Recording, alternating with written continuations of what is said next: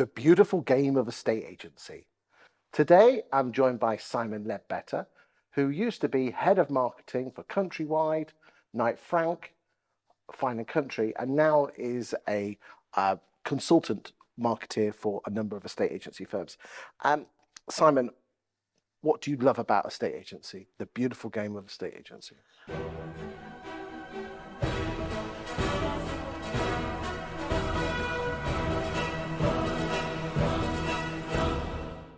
Well, having accidentally fallen into the industry like so many others, Oh, yeah. and never thinking I would work in a estate agency, I now don't want to leave it. As you say, I've worked for several really big brands and various different models of the industry, and genuinely, I think it's one of the most interesting sectors I've ever worked in. From the people in it, the product that it does, property. We all live in property, so it's kind of nice to actually have a tangible product. What's really appealing, because I must have now seen the data, and not met them all individually, on 20,000 estate agents globally, because I worked at Knight Frank globally, I worked in the largest in the UK. So you see a lot of data. You don't just see a branch level or a personal level, you see everyone's data. And there's such a long tail of everybody, and then there's the elite. The best estate agents are a beauty to behold.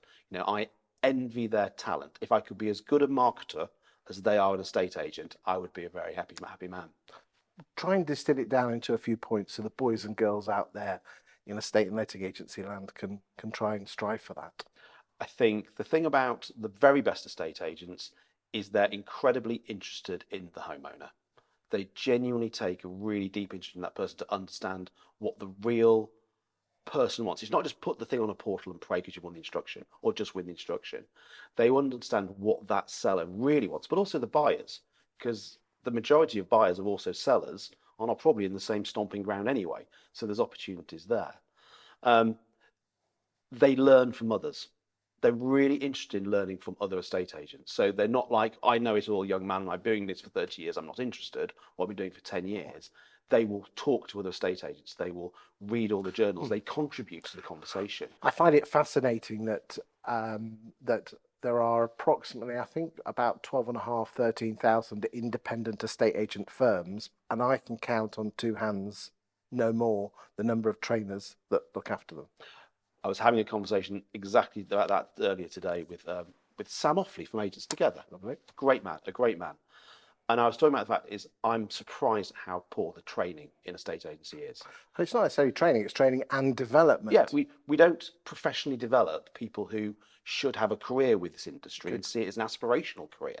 Rather than falling into it, out of those people falling into it, 10, 20% could become the cream of the crop, and we should cultivate them and nurture them. What, so going out with your boss for a week on valuations and then being sent in the deep end, that's training and development, isn't it? And then from then on nothing.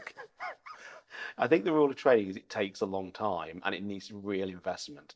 I did a public speaking course, and it's like, I could do it online, I could do it this way. I went for the full 3-4 day immersive off-site.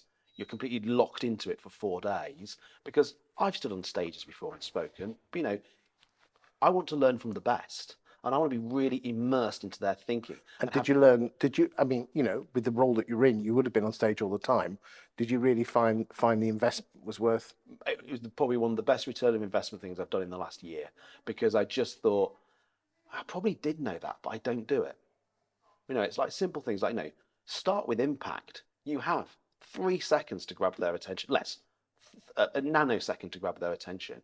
When you stand on stage, the first thing you've got to do is have impact. That's public speaking. The point is, when you're out with and I've been out with many brilliant estate agents and many not so brilliant ones, and you just watch what they do, and it's the way they handle calls, the way they're on top of everything all the time. It's like the juggling plates they do as well, because they never let someone who's in their orbit of potential customers ever fall out of the loop. They're constantly touching base with them and checking in with them and making sure they're happy. See, I'm a big fan of the disc profiling system. Love it. And most valuers tend to be on the extrovert people side. So again, check that out, boys and girls.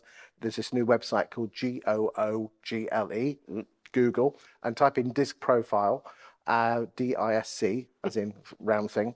And most estate agents fall into the I category, which means they're extrovert people.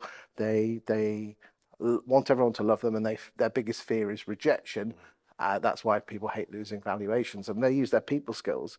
But what I've found is that the best Australian estate agents, because we have a lot of interaction with Australia, and the best UK estate agents still have those people skills, but they have a bit. They're still extrovert, but they have more of the D in them, which is the dominant, which is the process, and that comes back to what you were saying. So I agree with you. Yeah. You need people skills because you have to charm. You have to Yeah, charm you the have to person. win their trust. Yes, and at the same time they have process driven. You know, we had Jonathan Hanford on this An sofa here, exceptional estate agent. and you can tell that you know he's self-diagnosed ADHD.